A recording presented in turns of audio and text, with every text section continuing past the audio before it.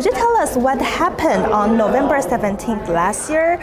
You were on your way back after school and saw a group of schoolmates tormenting Asian American students. How did you feel that time and what actions did you take? Yes, of course. So when I was going to the train station, I heard a scream, but I wasn't aware of what was happening. Central is definitely a really good school, but the neighborhood that it's in is very dangerous. I realized that the kids were already there. The boys were crying, they were scared, they were like covering themselves. And then I saw a group of girls coming over, saying racial slurs towards the Asian boys. And then next minute they started like crowding around the boys and started attacking them. And yeah, and then I immediately stood up because like I haven't seen this happen in front of me before, but I've known a lot through news. And so definitely I stood up, I used my hand to try to block their attacks, asked them to stop, and then the attack went towards me, but the boys were safe, so I was happy about that. The group of harassers injured you to the extent that hospitalization was required.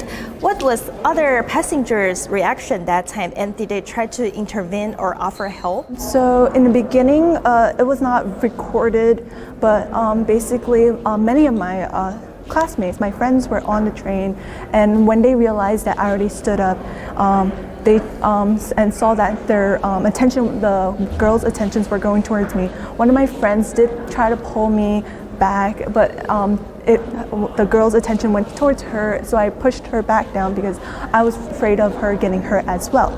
And then there were people like students really who were trying to tell them to stop.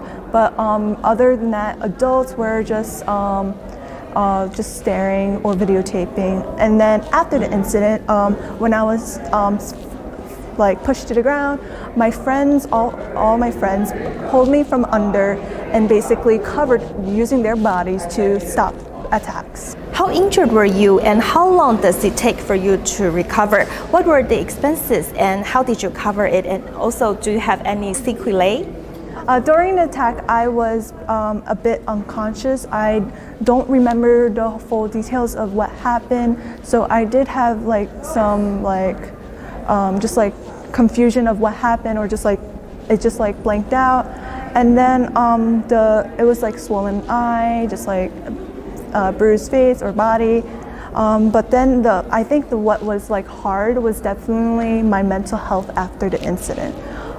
Because not only I was scared, just like going outside, trying to go on a train. My family, I had not gone on a train ever since the incident, and so it's scary because like for my mental health before, I took a month off from school because I couldn't take it. I couldn't take the stress to be in a crowded room. After the attack, what happened to those harassers? Do they have charges, and have they apologized to you and other students who were attacked?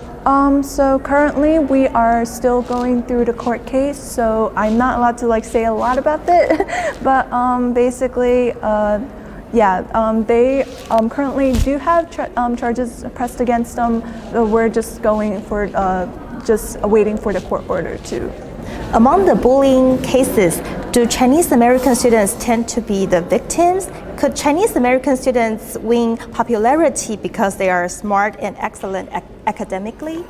Yeah, definitely. The model minority myth has been like crazy around all over the United States, and definitely it's in our high school as well. I feel like many of students have a belief, or some of the students have a belief, that Asian Americans have a tendency to do better in school too, and I feel like that shouldn't at all be the situation, because Asian Americans are more than what the model minority myth has created them to be, like smart, obedient, etc. Because I feel like Asian Americans have a voice, have a stance, and a story to tell to the whole public.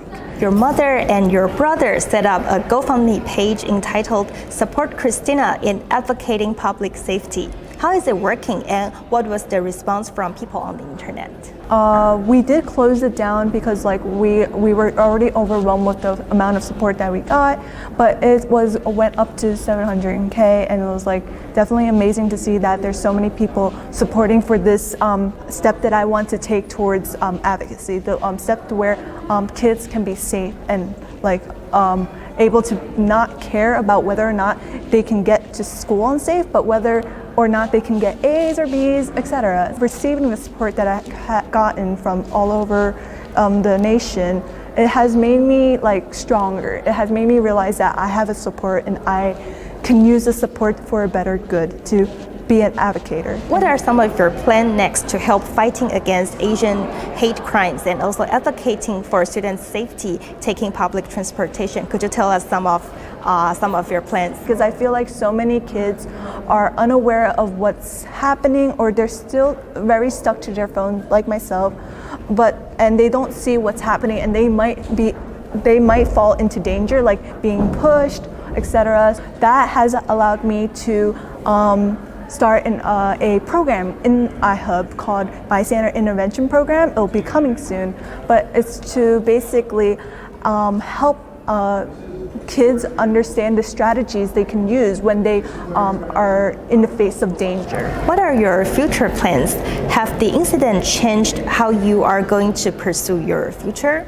So I am going to college for the pre-med, like going to become a pediatrician. That's my dream. But I wanted to become a doctor without borders, basically going to third world countries to help with the medical systems there, bringing the products from America and helping the people in third world countries like Honduras, which I visited last year. I definitely still want to step my toes into advocacy work. I love advocacy work. I love using my voice to better society and just show that to young Asian Americans that we have a voice, we will not back down. We should not have the model minority myth be stereotyped as us. And In your LinkedIn page, you have listed multitasking as your skill.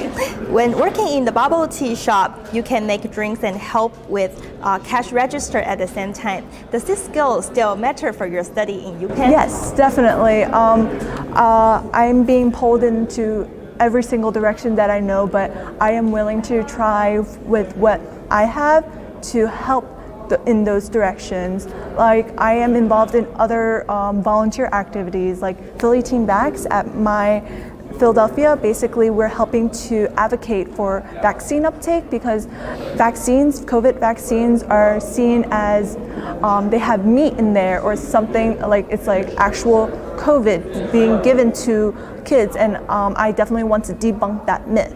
And then like for Asian American United, I have done 2 programs with them where I learned about Asian solidarity, just like civic engagement. I helped with the voters registration in the Chinatown, where I stood there and basically interacted with Asians to help them sign up for voting because I realized that many of them don't understand the concept, or they never actually had help in Mandarin to actually sign up. How do you see your own identity and Chinese American? I was born and raised in Philadelphia, and as a Chinese American, I am proud of the fact that I am Chinese American. Definitely, I did have an identity crisis growing up, but I realized that Asian Americans have so much to offer. Asian Americans have a story that has to be told because currently, after visiting China twice for Chinese camps, I realized that my parents, my grandparents, my ancestors have gone through so much to get where they are, to get me to America for a better life. That's what all Asian Americans believe, that America was the better future for their kids. And I realized that I am proud to be Asian American, and I want to show that being an Asian American is important. How do you see China? And in your college years, you might encounter quite a few students from China. Do you feel like it is going to be easy to find common elements of identity with them? I will be meeting people from China in my University of Pennsylvania, and I really find that exciting because I feel like Chinese people, wherever they're from China or from America, they have so much to offer. They have different mindset that I wanted to learn about because I feel like I'm still learning about what it is to be Asian American, and I want to get the full story. When I went to China, it was definitely busier than what I imagined. The streets were crowded, the cars driving back and forth, and they have those motorcycles or bicycles things that they use. So that was really exciting to be able to immerse myself into a different culture that I wasn't expecting, and it's just I feel like. And for me, in China, it's more lively. It's more like 夜市, you're able to go outside, you're able to have fun. So. What about Chinese Americans from places like Manhattan or Los Angeles? I feel like Chinese Americans from different states are very different from each other, but very similar because they all value, in my opinion, they all value the word family.